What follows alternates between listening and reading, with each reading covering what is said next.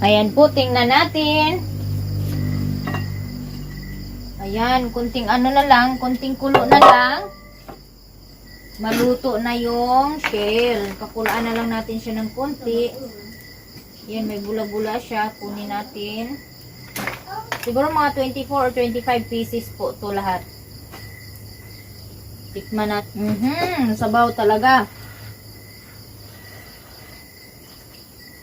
So, takpan natin ulit. Tapos maya-maya lang, pag kumulo na siya, ihain na natin para tanggalin sa shell niya. Kasi magluluto pa ako ng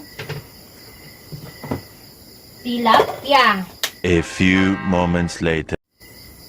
So, ayan. Kumulo na po siya. Tatanggalin ko na para hindi siya matigas yung laman. Tanggalin ko siya kasi magluluto pa ako ng siyo na tilapia. Kasi bumili ako ng tilapia. 1 kilo para ulam. Mga maninay, paborito ko talaga tong mga shells. Gustong gusto ko talaga tong shells. Nito, higopin namin kasi masarap yung sabaw. Ayan, mabigat na. Ayan. So ngayon, ihain natin yung sabaw. Ngayon naman, tapos na yung saang na niluto ko, huhugasan ko na naman yung kawali para makapagluto na ako ng paksiw na tilapia. Kasi kunti lang po yung laman ng saang na shell. Hindi kasya. Huhugasan na natin yung ating kawali. Ready na po yung kawali. Lagyan ko lang ng suka. Damihan ko ng kunti yung suka para may sabaw naman to. Tapos lagyan ko ng kunting tubig para hindi masyado maasim yung suka. Tapos ilagay ko na yung isda na tilapia. Masarap po to paksiw kasi mataba yung tilapia. Yan po yung asin. Tapos lagyan natin ng bitsin. Kung walang bitsin, ang bitsin po ay nagpapasarap ng niluluto. Hindi po masarap yung lulutuin mo kung walang bitsin at magic na seasoning. Kaya kailangan gumamit ng bitsin at saka kung walang bitsin, pwede rin magic. So ayan na po, ganyan yung pagkuha namin ng laman kasi maano na po siya. Pumasok na sa loob yung laman, nagtago na yung laman ng saang, kaya ganyan ginagamitan namin ng martilyo pang biyak ng kabhang ng shell. Tanan di.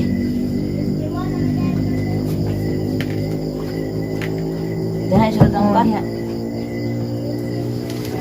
Yung iba, nalagyan ko ng ayan, nalagyan ko ng tanod, kaya madali lang siya makuha. Ayan. Ako man bira na. Yung iba naman kasi, Dagko pa may kisulot. nilagyan kasi ni Papa agad ng tubig na tabang, kaya yan, nagsitago.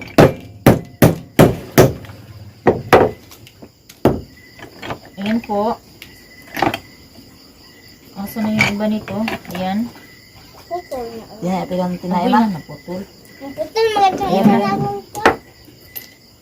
So, ayan po. Tapos maya, huhugasan ko siya kasi may balas-balas po yung kinakain nila na balas para hindi namin makain.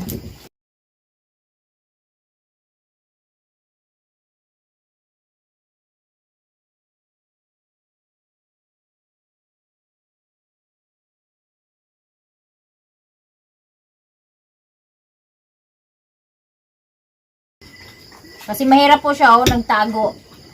Hindi mo makikita yung laman, kaya kailangan talaga siyang basagin. Tapos maya, pag natapos na, hugasan po, kunin ko yung mga tinain niya. Mabuhangin po yung tinain ng ng shell.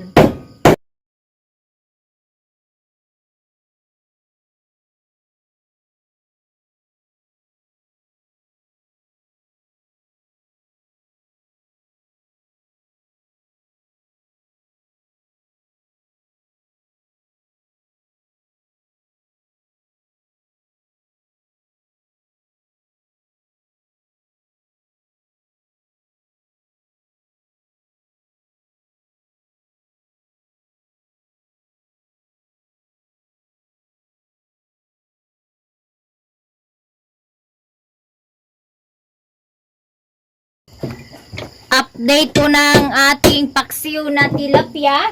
Ayan. Kumukulo na po. Kumukulo na ang paksiw kong tilapia. So, ayan. Tapos na po. Basagin. Tapos na kunin yung. Ingat-ingat lang po sa mga basag na shell kasi delikado sa mga bata. So, ayan po. Ingat-ingat lang po sa may maliliit na bata. Huwag hayaan yung bata na lumapit habang nagbabasag para iwas disgrasya.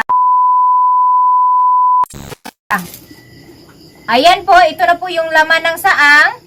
Lilinisan ko na siya. Tanggalan ko siya ng tinae kasi mabuhangin po yung laman ng saang. So, kailangan lang natin tanggalin yung buhangin para hindi namin makain. Ayan po. Kailangan talagang matyaga. Dati sa Bohol, malapit kami sa baybaying dagat. Hindi kami bumibili kasi kami na mismo yung nangunguha. Doon ako natuto kung paano maghanap ng shell, kung paano basta marami yung natutunan ko dun sa Bohol. Nung nasa Bohol kami nakatira. Minsan bit-bit ko yung bunso ko. Mangunguha ko ng shell sa tabing dagat dun sa may mga pagatpat. Bit-bit ko yung anak kong babae. Nakasungayan sa akin. Nakaano yan sa balikat ko. Bit-bit ko yan habang naghahanap ng shell. Ayan po yung tinae niya. So, tanggalin ng tinae. Tanggalin yung ayan. Tanggalin yung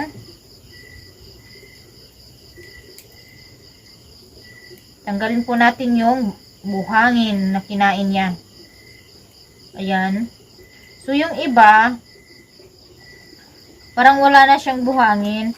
Wala na siyang buhangin kasi umaga pa ata ito kukuha. Natain na nila lahat yung buhangin. Ayan. So, wala na. Yung iba maliliit.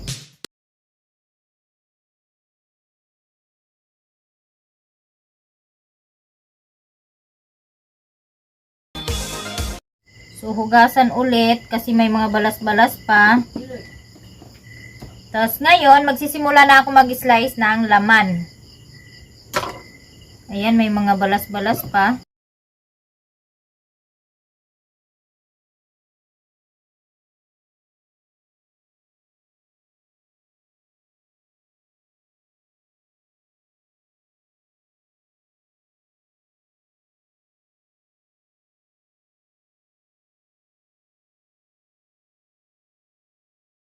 One hour later.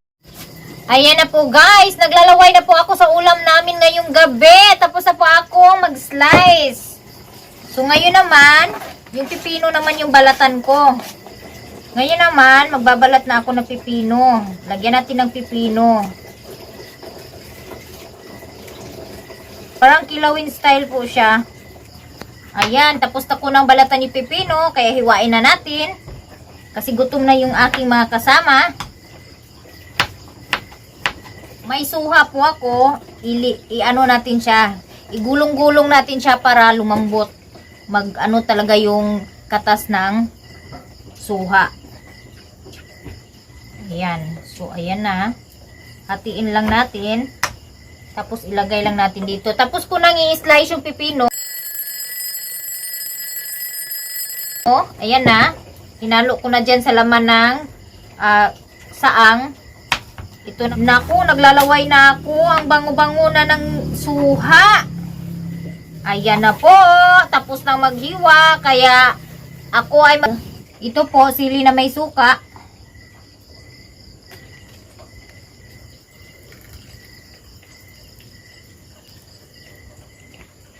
Ayan. Tapos, lagyan natin ng kunting asin. Ayan po asin. Kunti lang po yung suka nilagay ko. Para hindi masyadong maasim.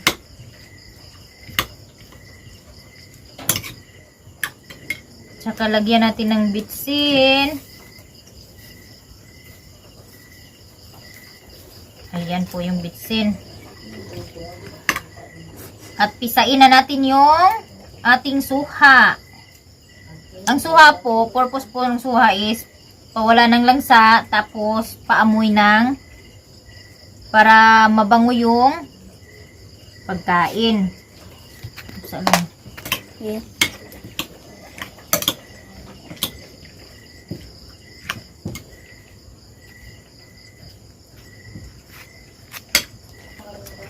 Mm.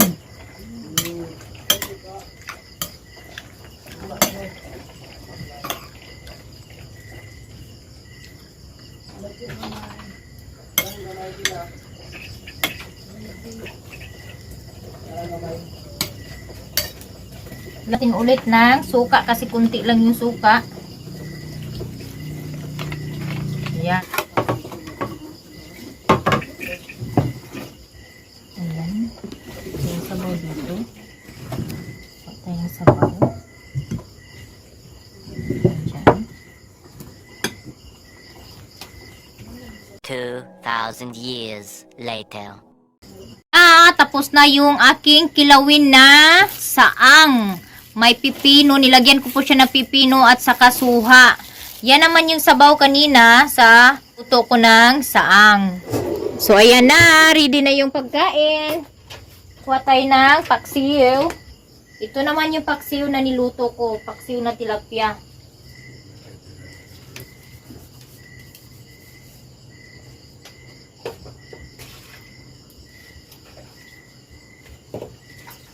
Ma! Yan na.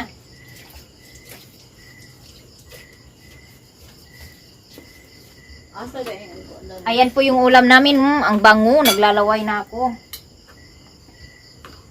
Kausap ni Papa yung pusa namin. Kasi yung pusa namin nangangalabit na. Gutom na. Ulay silid ah. Ha?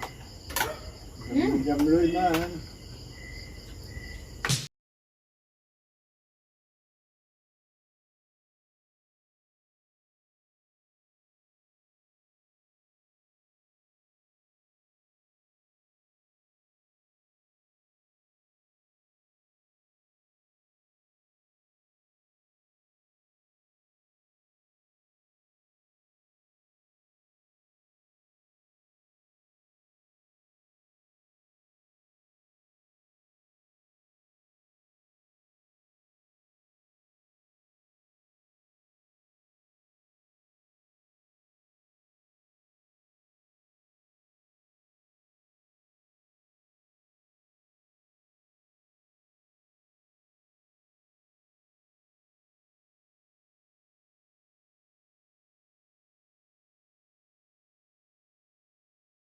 Yung ulam po namin, paksyon na tilapia at saka sinilaw na saang. Kain tayo na pipino para pampakinis ng kutis.